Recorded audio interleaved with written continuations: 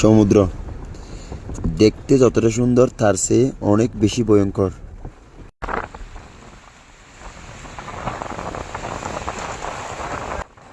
ঢেউয়ের প্রতিটা শব্দ যেন বলে যায় এক একটা গল্প, কখনো শান্ত কখনো উত্তাল, ঠিক জীবনের মতোই। আসসালামু আলাইকুম, কেমন আছেন সবাই? আসি উপকূল থেকে 30 কিলোমিটার সমুদ্রের মাঝে, যা বলতে গেলে কিন্তু একদম সমুদ্রের মাঝখানেই আছে।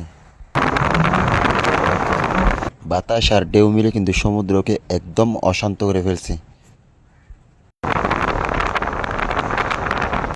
বাতাসের গর্জন শুনতেই পাচ্ছেন, সেই সাথে সমুদ্রের ঢেউ কিন্তু আপনারা দেখতে পাচ্ছেন, অনেক বেশি ঢেউ, যার কারণে আমরা সমুদ্রে মনে হয় বেশিক্ষণ টিকতে পারবো না। দেখতেই পাচ্ছেন কত বেশি বাতাস।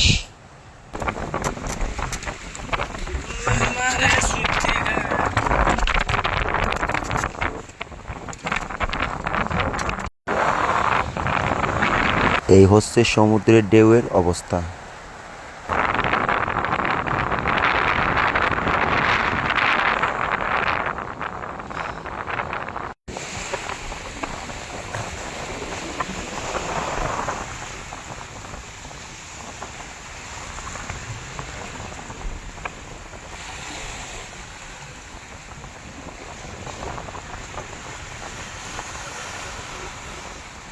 সমুদ্রের অবস্থা আপনারা দেখতেই পেয়েছেন।